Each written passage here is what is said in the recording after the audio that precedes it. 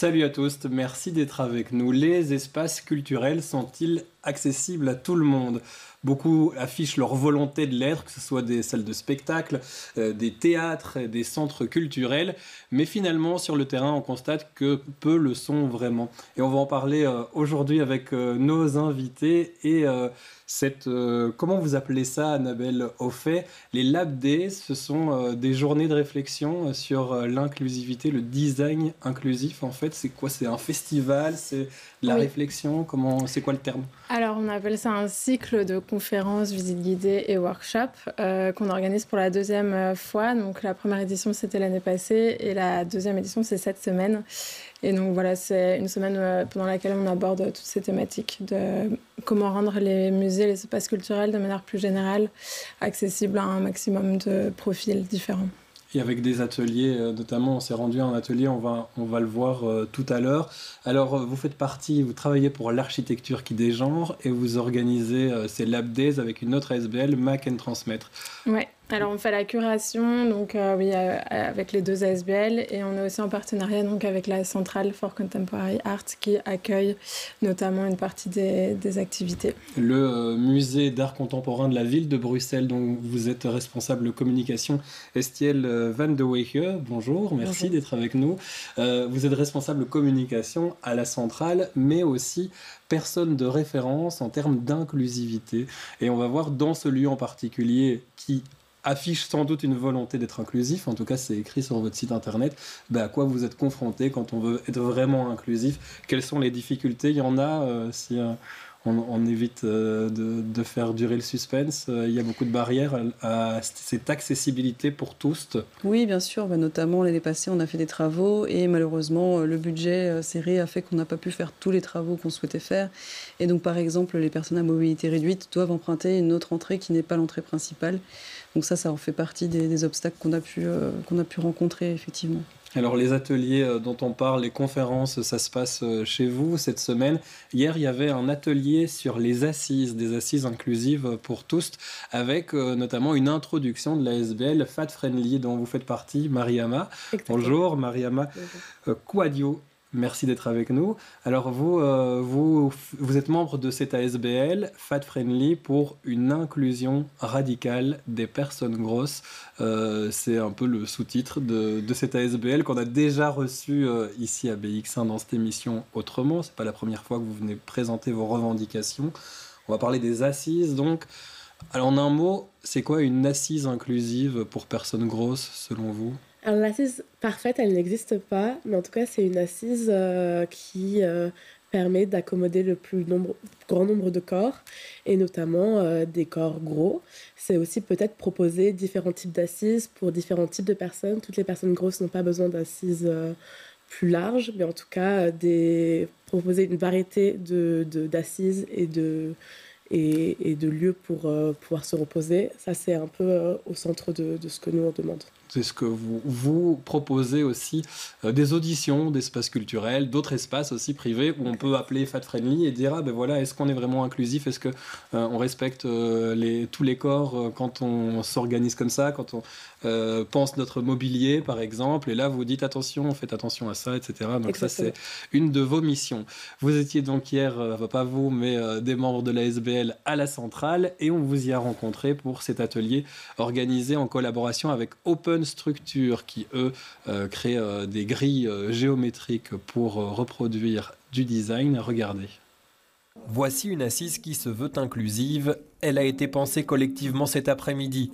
Basée sur les assemblages des ateliers Skeldeman, elle suit la grille géométrique partagée d'Open Structure. On est en train de réaliser ce qu'on appelle du prototypage rapide en design, donc c'est-à-dire qu'on fait des assemblages, même s'ils ne sont pas tout à fait stables, pour prototyper des assises pour tous et qui est en l'occurrence en rapport avec la conférence de ce matin qui a été donnée par Fat Friendly, donc d'après les contraintes qu'elles nous ont expliquées de hauteur, largeur, poids, etc. Car pour rendre une assise confortable pour les personnes grosses, il faut les penser solides, suffisamment larges et profondes, mais surtout, il faut les penser plurielles. Il existe plein de personnes grosses. Il y a des personnes grosses âgées, des personnes grosses qui ont des problèmes de mobilité. On va toujours encourager les lieux, les espaces espaces qui reçoivent du public à proposer une diversité d'assises. Des assises avec des dossiers, des assises sans dossier, des assises un peu plus hautes, des assises un peu moins hautes. Et en plus d'être solides, elles doivent avoir l'air solides pour susciter la confiance des personnes qui voudraient les emprunter. L'expérience, on sait que les bars, les restaurants, les lieux n'ont pas des assises qui supportent notre poids. Et donc, on va s'en rendre compte, des fois parce que l'assise va plier ou l'assise va casser ou on ne va pas oser vraiment reposer tout son poids. Si la société évolue et qu'on pense du mobilier qui est plus solide et que ça devient un peu plus la normalité, alors ça, c'est un critère qui aura moins besoin d'exister. Mais aujourd'hui, c'est vrai que si l'assise, en plus de supporter le poids, elle a l'air de le supporter, c'est mieux parce que ça nous envoie le message « Ok, tu peux t'asseoir là, ça va bien se passer ». Si une assise est OK pour une personne grosse, en situation de handicap ou des personnes enceintes, etc., alors dans ces cas-là, c'est sûr que cette assise est la plus inclusive possible. L'accessibilité, c'est un droit fondamental. Tout le monde devrait avoir accès aux mêmes espaces, aux mêmes opportunités, aux mêmes loisirs. Mais en plus de ça, comme on est dans une société capitaliste, en fait, en n'étant pas accessible aux personnes très grosses, qui représentent 20% de la population en Belgique, on se prive d'un public qui peut consommer, payer des entrées, tout ça. Voilà pour l'atelier qui était organisé hier dans le cadre de ces Lab Days. Mariama, vous diriez qu'est-ce qui rend un lieu accessible au-delà des assises? On a beaucoup parlé des assises ici, mais inclusif pour les corps gros. En fait, ce dont on ne se rend pas compte, c'est que les personnes grosses, avant de sortir de chez elles, par exemple, elles ont toute une sorte de chemin mental de comment est-ce qu'elles vont arriver jusqu'au lieu. Donc, l'accessibilité au lieu, ça commence avant même de rentrer dans le lieu. C'est est-ce qu'il y a des moyens de transport qui vont pouvoir m'amener directement au lieu. Toutes les personnes grosses n'ont pas de problème de mobilité pour se déplacer, mais c'est quand même un truc à prendre en compte. Après, est-ce que le lieu est en rez-de-chaussée? Est-ce que dans le lieu, je vais pouvoir m'asseoir ou est-ce que ça va être sédentaire et debout pendant tout le long?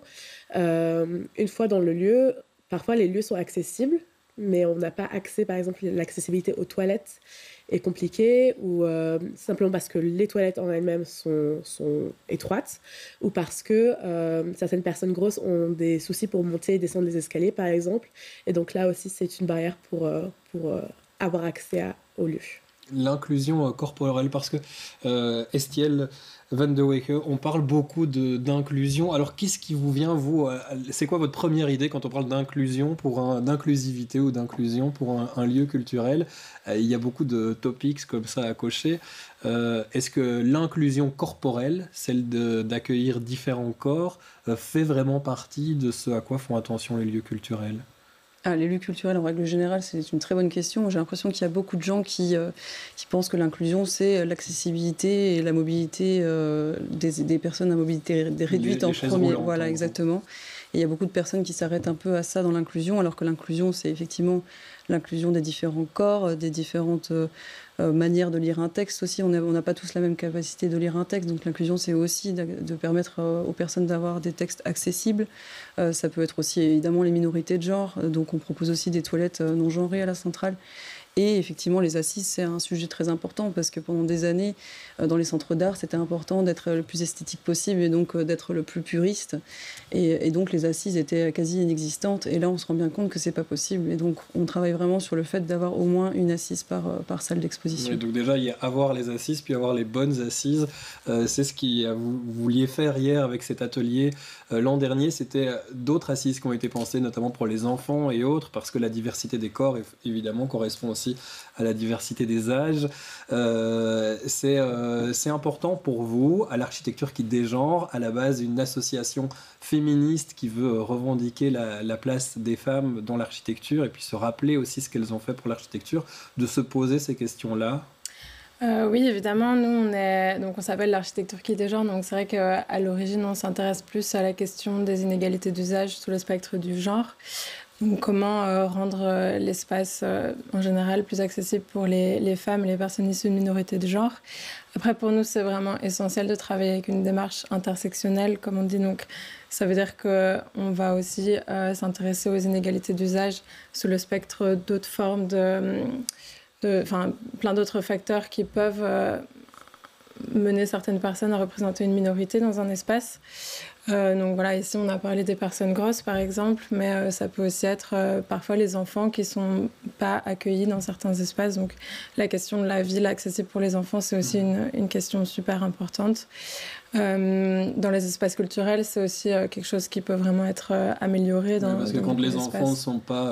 Quand c'est pas accessible pour les enfants, c'est pas non plus accessible pour les parents qui ont des enfants. Voilà, exactement. Et par exemple, les familles monoparentales, que nous on appelle parfois familles monomarentales, parce que 80%, je pense que c'est plus ou moins 80% des familles monomarentales sont portées par des femmes. Donc voilà, ça c'est aussi tout un public qui n'a pas accès aux espaces culturels s'ils ne sont pas accessibles aux enfants, par exemple. Donc c'est pour ça que vous faites ces recherches. Mariama, vous... C'est quoi votre rapport à ces lieux culturels ? Vous disiez, il faut déjà que je pense à comment y aller, etc. Est-ce que c'est des lieux que vous chérissez, des lieux que vous détestez, et quand vous sentez qu'il y a un effort qui est fait pour accueillir différentes personnes, ça vous fait quoi ? Moi, j'ai déjà un rapport un peu ambigu entre la notion d'inclusion et la notion d'accessibilité, parce que... de par part de mon identité, parfois j'ai eu l'impression que les lieux culturels n'étaient pas faits pour moi. Je me voyais pas dans les collections, dans les musées par exemple. C'est pas des lieux où on voit pas beaucoup de personnes noires fréquenter ce genre de lieux culturellement. Enfin, moi, je l'ai pas vu ça en grandissant. Donc déjà, en tant qu'adulte, j'ai dû me réapproprier ces lieux-là. Après, pour moi, le lieu culturel, il n'est pas forcément plus violent envers les personnes grosses. Je pense qu'on a des villes qui ne sont pas conçues pour ça. Ce que je veux dire cependant, c'est que quand on est dans un lieu culturel, le point focal, ça devrait être la culture, pouvoir apprécier l'art. Et moi, je me suis retrouvée dans des situations où j'étais, par exemple, en train de voir une pièce de théâtre. Et la seule chose à laquelle j'arrivais à penser, c'était que le siège, il était tellement étroit que ça me coupait la circulation du sang dans les jambes, par exemple. Et là, je vais y penser beaucoup pendant la séance, mais je vais y repenser aussi après parce qu'en fait, ça crée un truc un peu traumatisant. On ose moins sortir et donc cette barrière-là, on se la met aussi soi-même. On ne rentrera pas dans les lieux, on ne va pas chercher à re-rentrer dans les lieux et ça crée une coupure entre les populations et le milieu de l'art, la culture en fait. Et ce n'est pas ce qu'on recherche. Ce qu'on voudrait, c'est que tout le monde puisse entrer dans les lieux culturels et y vivre, apprécier la culture, échanger, faire des vrais lieux d'échange. Globalement, si vous vous retrouvez dans un lieu culturel et tout le monde vous ressemble, c'est qu'il y a un problème. C'est que si vous ne voyez pas les femmes dans l'espace public, c'est qu'il y a des barrières à l'entrée. C'est pareil avec tous les autres groupes autour de vous. S'il y a un entre-soi, c'est qu'il y a un problème d'accessibilité et d'inclusion. Voilà. Donc c'est là la question à se poser, observer, regarder et puis essayer de faire changer les choses. On parlait de barrières budgétaires par exemple pour rendre des lieux inclusifs ou accessibles. Qu'est-ce qu'il y a d'autre comme barrière, vous en tant que responsable inclusivité, quand vous arrivez dans votre lieu culturel pour lequel vous travaillez, vous n'êtes pas responsable de tout, à quoi vous êtes confronté comme remarque peut-être, comme difficulté pour que toute l'équipe ait envie d'aller dans cette dynamique d'inclusion ? Le meilleur exemple, je pense que c'est l'utilisation des écritures inclusives. Effectivement, j'utilise l'écriture inclusive au pluriel parce qu'il y a différentes formes d'écriture inclusive. Et donc, l'année dernière, on avait déjà fait un premier atelier avec Bye Bye Bannery, la collective qui travaille sur une typographie post-binaire. Et de là, j'ai eu vraiment envie de développer ça pour la centrale. Il y a beaucoup de théâtres déjà qui travaillent avec ce glyphe. Et en tant que centre d'art, j'estimais que c'était tout à fait... Donc c'est des nouveaux glyphes qui permettent d'intégrer à la fois du neutre, du féminin et du masculin. Oui, c'est ça, visibilité des minorités de genre, globalement. Et donc j'avais vraiment envie d'installer ça à la centrale. Et il y a eu des réticences, effectivement, par souci de lisibilité. En utilisant ce prétexte-là, on n'est pas arrivé à un consensus. Et pourtant, l'équipe était plutôt favorable à son utilisation. Donc ça, c'est vraiment un combat qui reste en cours, mais on avance petit à petit et on a déjà mis pas mal de choses en place depuis. C'est pour ça que ça devient du militantisme, finalement, d'essayer d'avancer vers l'inclusion. Finalement, ça vous place toujours dans des luttes militantes, Mariama. Quand on lit que Fat Friendly est pour une inclusion radicale, ça veut dire quoi ? Je pense que le mot radical fait peur. Mais en fait, quand moi je pense radicalité, je pense retour au droit fondamental. Je pense qu'il y a cette question on ne va pas plier par rapport au fait que les personnes ont le droit d'avoir accès à la culture, d'avoir accès à l'espace public, d'avoir accès à la mobilité, d'avoir accès à une vie qui est pleine et d'avoir accès au choix. En fait. Et ça, c'est la base. Et ça, c'est la base. Donc ça, c'est le côté radical. On utilise le mot radical, mais pour moi, c'est une question de il y a une discrimination qui existe. Et qu'est-ce qu'on fait pour adresser cette discrimination et vers quoi on se renvoie en fait. Et on se renvoie au droit aux personnes d'accéder aux espaces culturels, sans qu'il y ait de barrière à l'entrée, qui soit une barrière physique, une barrière économique. Voilà, ça c'est des vraies barrières. Annabelle Offet, vous organisez ces Lab Days. Quel est votre public, justement?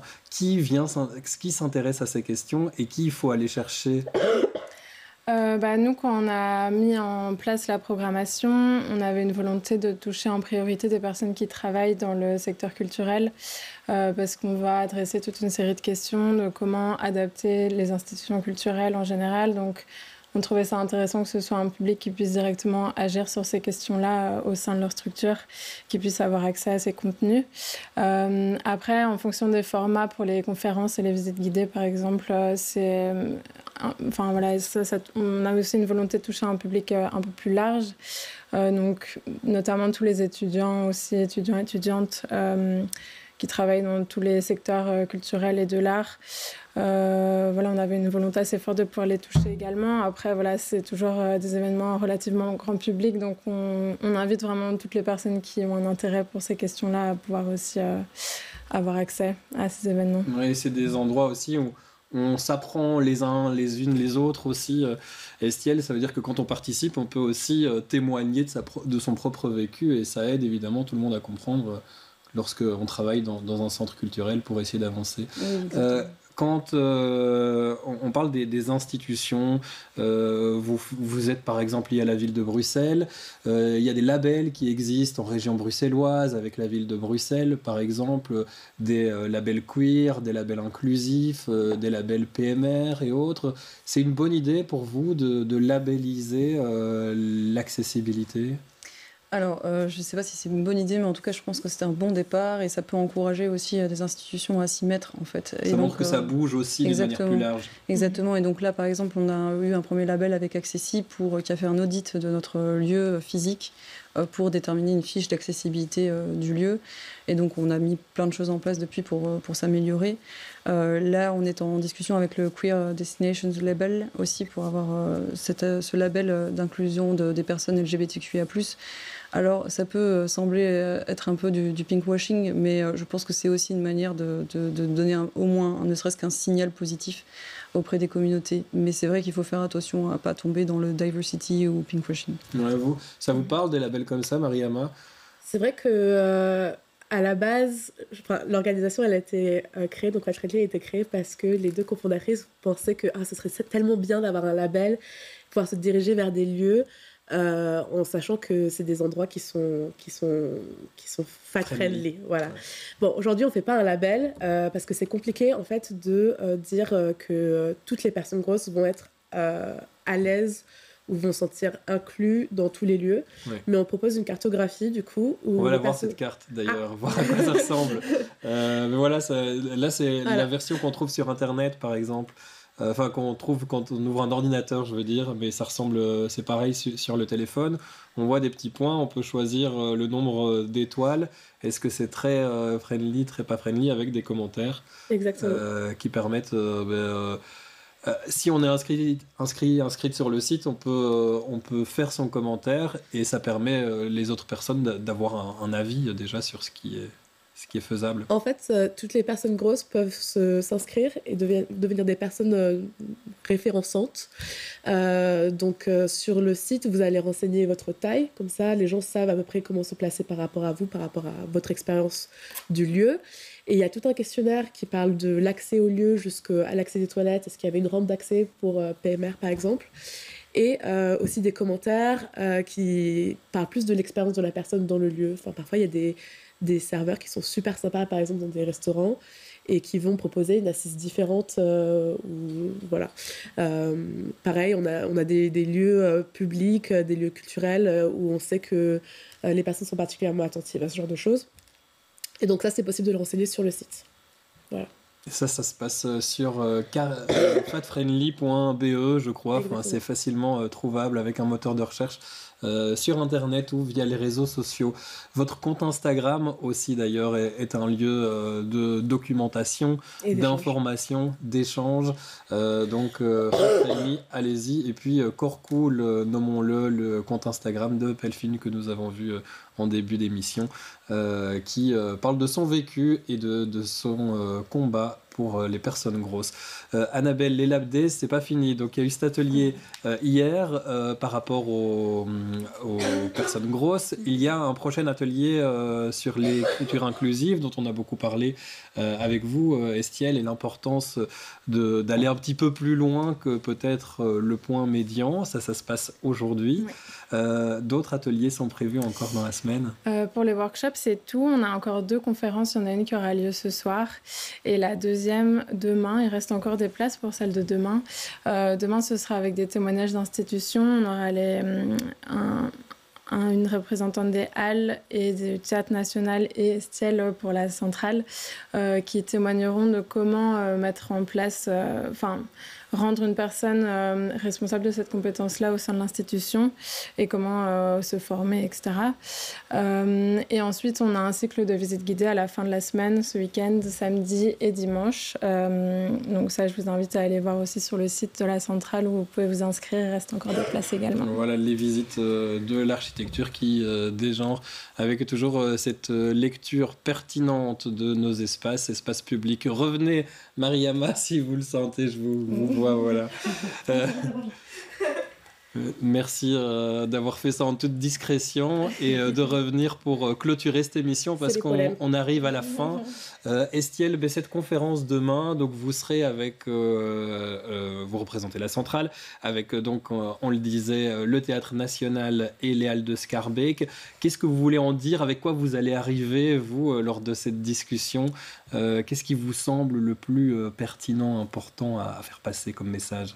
Je pense que ça va être une conférence passionnante et je pense qu'on va discuter notamment de stratégies à mettre en place pour mettre en place de l'inclusion et de comment d'imbriquer ça pour faire en sorte que ça passe auprès des équipes.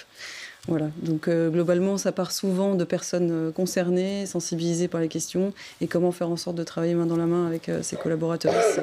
Oui, c'est souvent ça. Il faut ou bien ça part des personnes concernées, ou de toute façon, il faut aller auprès des personnes concernées pour se renseigner, Mariam. C'est exactement. Ça. Nous, on comprend tout à fait qu'il y a des contraintes financières, par exemple, pour avoir tous les types d'assises les plus inclusives, mais on demande de la diversité, en fait. Que les gens puissent avoir du choix, et aussi que les institutions s'intéressent aux besoins des différentes personnes, et notamment des personnes grosses. Voilà, ça c'est votre conclusion.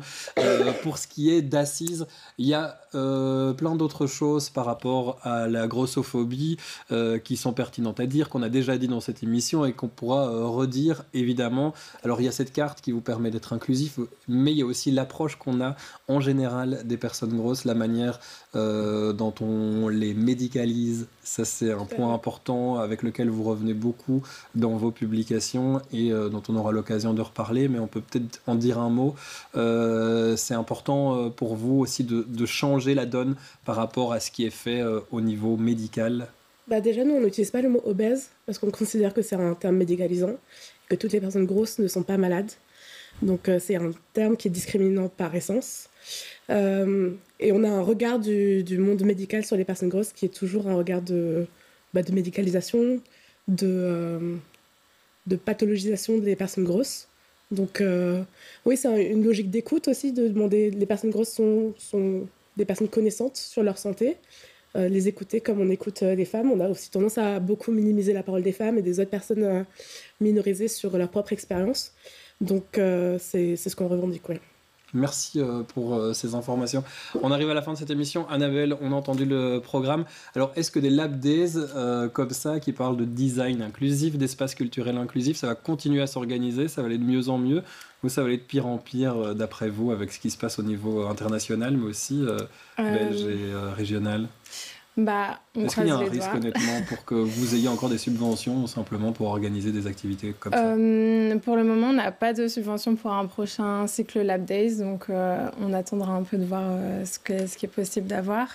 Après, nous, on pensait mettre en place une formation, parce qu'on a, pour l'architecture qui est déjà, on a un catalogue de formations sur différents sujets. Voilà, le genre et logement, genre espace public, mobilité, etc. Et maintenant, on pensait mettre en place une formation sur les espaces culturels avec toute l'expertise qu'on a pu aussi mettre en place au cours des 2 cycles Lab Days. Donc voilà, c'est toujours possible aussi de faire appel à nous dans ce cadre-là si un nouveau cycle de Lab Days ne pourra pas Merci, je avoir lieu. clôture, c'est la fin de cette émission. Merci à tous les 3 d'avoir été nos invités.